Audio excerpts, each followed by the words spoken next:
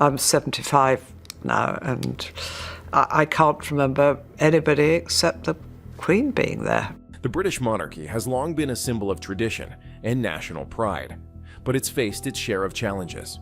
Now, with King Charles III at the helm, we're seeing a fresh blend of tradition and modernity. His recent move has surprised many, especially Queen Camilla. What did he do, and what does it mean for the royal family's future?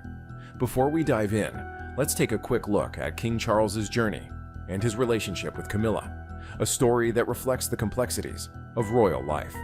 So let's explore this intriguing narrative. Early royal courtship, Charles's journey to finding love. Before King Charles III married Queen Camilla, his romantic life was quite the journey, marked by high-profile relationships and the weight of royal expectations. His early romances were influenced heavily by his great-uncle, Lord Louis Mountbatten, who offered both guidance and a dose of reality. In his younger years, Charles dated several women from prominent families, including Georgiana Russell, daughter of the British ambassador to Spain, and Lady Jane Wellesley, the daughter of the 8th Duke of Wellington. He was also linked to Davina Sheffield and Lady Sarah Spencer, the sister of Princess Diana. But one name stands out: Camilla Shand, who would eventually become his second wife. Mountbatten was a significant figure in Charles's life, especially regarding love. He encouraged Charles to embrace his youth, famously advising him to sow his wild oats before settling down. However, when it came time to choose a wife, his criteria were strict. He urged Charles to seek a suitable, attractive, and sweet-charactered girl with limited romantic history, believing it would be easier for her to adapt to royal life. By early 1974, Mountbatten had a specific match in mind: his granddaughter, Amanda Knatchbull. At just 16, she seemed a perfect fit, and Charles expressed interest, even writing to her mother, Lady Brabourne, who was also his godmother. While Lady Brabourne was open to the idea, she felt the timing was off. 4 years later, in 1980, Mountbatten arranged for Amanda to join Charles on a royal visit to India, hoping their chemistry would spark. However, both families had reservations. Prince Philip worried that Mountbatten would overshadow Charles, while Amanda's father was concerned about the media frenzy. Tragedy struck in August 1979 when Mountbatten was killed in a bombing by the Irish Republican Army. This devastating loss deeply affected Charles. After returning, he decided to propose to Amanda, but she was overwhelmed by grief and the pressure of potentially joining the royal family. In the end, she chose not to marry him. From fairy tale to turmoil, the complex journey of Charles and Diana. Charles first met Lady Diana Spencer back in 1977, but at that time, he wasn't thinking of her romantically. He was actually dating her older sister, Sarah. Diana was just the younger sister in the background. It wasn't until the summer of 1980, during a friend's barbecue, that things began to change. While sitting on a bale of hay, Diana mentioned how sad Charles had looked at his great-uncle, Lord Mountbatten's funeral, and that moment seemed to resonate with him.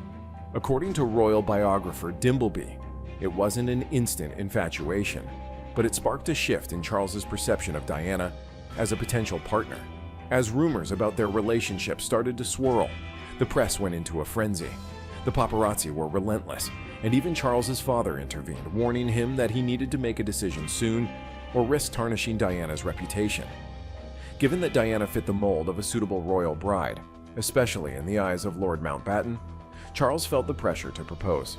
He did so in February 1981, with the engagement announced on the 24th. Their wedding later that year at St. Paul's Cathedral was a massive event, watched by millions. They welcomed 2 sons, William in 1982 and Harry in 1984. However, the fairy tale didn't last long. Within 5 years, cracks began to show in their marriage. The couple had significant differences, compounded by an almost 13-year age gap. By 1986, Charles had rekindled his relationship with Camilla Parker Bowles, a connection he had maintained even before marrying Diana. Meanwhile, Diana was grappling with her own feelings. In a 1992 videotape, she revealed that she had been deeply in love with someone else during 1985 to 1986, widely believed to be Barry Manicky, who had worked closely with her. When their relationship was deemed inappropriate, Barry was transferred to a different role. Soon after, Diana began a relationship with Major James Hewitt, the family's former riding instructor. The media portrayal of Charles and Diana wasn't kind. They often appeared uncomfortable together, earning the nickname the Glums. Diana eventually opened up about Charles's affair with Camilla in Andrew Morton's book, Diana, Her True Story, which caused quite a stir. Around the same time, tapes surfaced revealing Diana's own relationships. By December 1992, British Prime Minister John Major announced their legal separation in the House of Commons, marking a dramatic turning point in their tumultuous relationship. Marrying Camilla, Charles's journey from tradition to modernity. After Princess Diana's tragic passing, Charles and Camilla began to take significant steps in their relationship. On February 10, 2005, they officially announced their engagement, a moment that carried a lot of weight given their history together.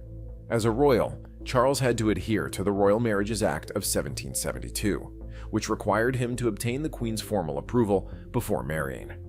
On March 2nd, the Queen granted her consent during a Privy Council meeting, a group of advisors who assist with important decisions.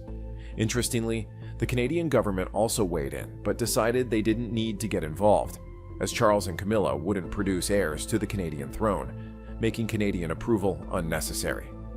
Their wedding was a bit unconventional for royals. Instead of a traditional church ceremony, Charles and Camilla opted for a civil ceremony, the first of its kind for a royal in England. This raised questions about its legality, as some outdated government documents suggested it wasn't allowed. However, Charles's spokesperson quickly clarified that those claims were outdated, backed by the fact that the law had been repealed in 1953. Since becoming king, Charles has made some unexpected moves, shaking up the royal family dynamics. One of the most significant changes was reorganizing roles within the monarchy, allowing Prince William and Princess Catherine to take on more prominent positions. Many saw this as a step toward modernizing the monarchy, emphasizing the younger generation. However, this shift hasn't come without drama, especially for Queen Consort Camilla. Despite her marriage to Charles, her influence within the royal family appears limited.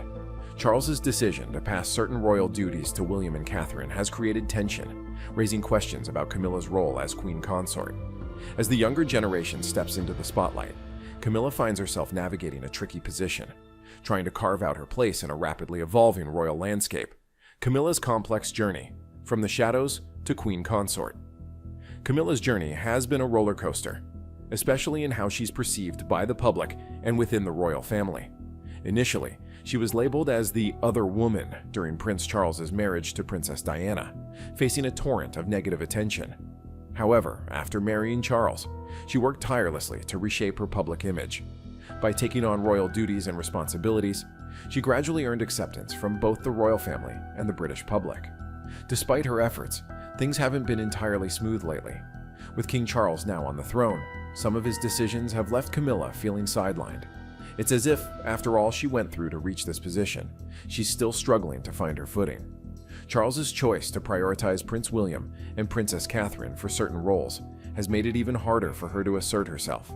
While she has transitioned from being the other woman to Queen Consort, the path remains fraught with challenges, leaving her in a somewhat unsettled place. Since marrying Charles in 2005, Camilla has understood that her role within the royal family wouldn't be easy. The memory of Princess Diana was still fresh, and public opinion was often harsh. Camilla became a controversial figure, facing intense criticism. Instead of giving up, she took a quieter approach, focusing on charity work and staying out of the limelight. Over time, she began to change the narrative around her, working diligently to win over people inside and outside the royal family. By the time Charles became king, she was viewed in a much more positive light, though some skepticism remained. When Charles finally ascended the throne, Camilla stepped into the role of Queen Consort, a significant milestone for her. The title carries weight and comes with real responsibilities, such as supporting the king and engaging in charitable work and public events. For Camilla, becoming Queen Consort felt like a hard-earned victory, a validation of her efforts to reshape her image and prove herself within the royal family. However, as she began to settle into her new role, things didn't unfold as she had hoped. While the title was prestigious, Camilla discovered that her influence within the royal family was not as strong as she anticipated. The responsibilities she expected to take on didn't materialize as she had imagined. It seemed that even after all this time, there were still limits on what she could do. One of the biggest challenges for Camilla since becoming queen consort has been Charles's strategic decisions regarding royal duties. Instead of giving her a larger role, he has opted to assign many responsibilities to William and Catherine. From his perspective, this makes sense. They represent the future of the monarchy and have a strong public appeal. Charles seems focused on modernizing the royal family, shining a light on the younger generation to ensure the monarchy stays relevant in a changing world. For Camilla, this shift has been difficult to accept. After all her hard work to secure her place, she finds herself sidelined while William and Catherine step into roles she had hoped to embrace. This has left her feeling somewhat marginalized, as if her position within the monarchy isn't as secure as she thought. There's a sense of frustration and surprise. Traditionally, the queen consort plays a significant role in supporting the king and is expected to be a visible presence in royal life. Being bypassed for key responsibilities has understandably shaken Camilla's confidence. Despite all her efforts to prove herself, she's still fighting to define her role. The traditional expectations of a queen consort suggest she should be more involved, but Charles's focus on William and Catherine has created a different reality. As he emphasizes their roles, Camilla finds herself feeling like a spectator in royal life. This sense of exclusion is particularly poignant for her, given her long journey to rebuild her image and earn her place. Becoming queen consort was meant to be the culmination of her hard work, a moment to step into a more prominent, respected role. Yet, with Charles's choices, she now grapples with uncertainty about her position. This situation serves as a reminder that even within the royal family, power and influence can be elusive, and the path to securing a legacy is often complex and unpredictable. Camilla's struggle, navigating tradition and power. Camilla's struggle goes beyond personal relationships and public image. It reflects broader challenges that many women in power face, especially in traditionally male-dominated institutions. While the role of queen consort may seem prestigious, it has historically centered more on supporting the king than wielding real power. Like the women who came before her, Camilla finds herself constrained by old traditions, public perceptions, and the decisions of those around her. Even as queen consort, her influence remains limited, which can be incredibly frustrating. The emotional toll of these changes shouldn't be underestimated. Being passed over for important roles in favor of William and Catherine likely leaves Camilla feeling not just hurt, but also deeply unappreciated. Imagine dedicating years to win over both the public and the royal family, all while being remembered by many as the other woman in Charles and Diana's story. Despite this, she has worked hard to carve out her own place in the monarchy, earning respect through her steady, low-profile approach. So feeling excluded from key decisions, especially those shaping the monarchy's future, must feel like a major setback. It's not just about missing out on responsibilities. It's about the sense that her efforts might not matter as much as she hoped. After navigating decades of harsh public opinion and media scrutiny, being sidelined likely stings even more for Camilla. It can feel as though she's not fully accepted or valued, despite all her hard work.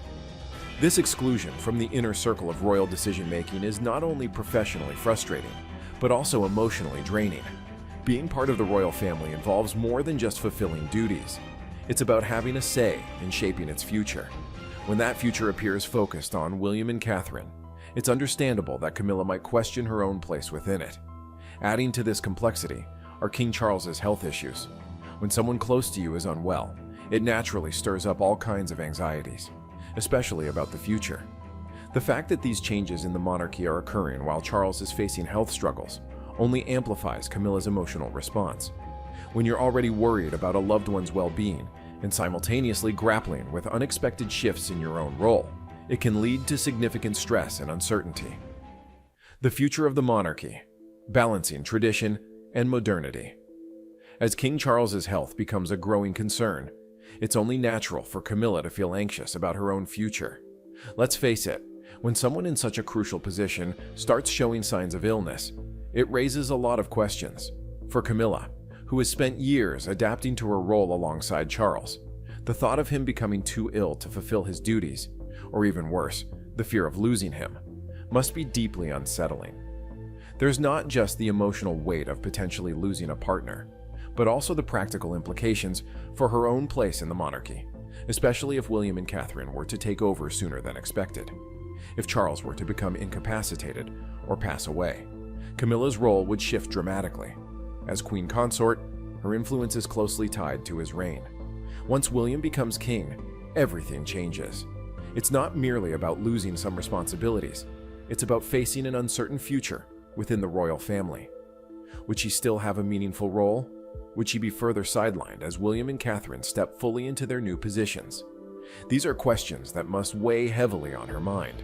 After all the effort she's put in to establish herself and gain public acceptance, the thought of being pushed aside again, but this time for good, must feel daunting. Looking at King Charles's approach, it's evident he's adopted a different mindset than his mother, Queen Elizabeth II. The Queen symbolized stability for over 70 years, focusing on preserving tradition, and people loved her for it. But Charles, he's always been more of a rule breaker by royal standards. Throughout his life, he's voiced strong opinions on topics many royals wouldn't dare touch. Some viewed this as risky. After all, the royal family is expected to maintain a neutral stance on political issues. But Charles has never shied away from sharing his thoughts. As king, he continues this trend by embracing change and challenging long-standing customs. One clear indication of Charles's forward-thinking strategy is how he's positioning the younger generation, especially Prince William and Princess Catherine. Let's be honest, they're the rock stars of the royal family. They've struck a remarkable balance between being modern and relatable, while still honoring royal traditions. In many ways, they represent the future of the monarchy, and Charles recognizes that. During his time as the Prince of Wales, Charles watched William and Catherine grow into their roles. It wasn't always easy. Remember the intense media scrutiny they faced after their wedding. But over time, they've demonstrated that they're not just popular figures. They're also capable and dedicated royals. William, in particular, has taken on more responsibilities, showing he's ready for kingship one day. And Catherine, her popularity speaks volumes. She feels approachable, like someone you could chat with over tea, even though she's married to the future king. Charles's decision to elevate them makes a lot of sense. It not only prepares William for his future role, but also ensures the monarchy remains relevant in the eyes of the public. And people want to see William and Catherine stepping up. And by giving them more prominent roles, Charles is tapping into that desire. He knows their popularity can help carry the monarchy forward, especially in a world where the royal family must adapt to new challenges. At the same time, Charles is ensuring that the transition of power will be as smooth as possible when the time comes. By promoting William and Catherine now, he's helping them prepare for what lies ahead. It's not just about keeping the public happy. It's about making sure the royal family is ready for the future. What we're witnessing with Charles is a king unafraid to think outside the box. He understands that the monarchy, like any institution, must evolve to survive.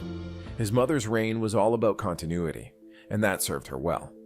But Charles seems to grasp that his reign needs to focus on change. He's not aiming to completely overhaul the royal family, but he is making thoughtful adjustments to ensure its strength in the face of modern challenges. What do you think about the future of monarchy? We'd love to hear your thoughts in the comments below. If you found the video interesting, don't forget to like it and subscribe to our channel for more content like this. Thanks for watching.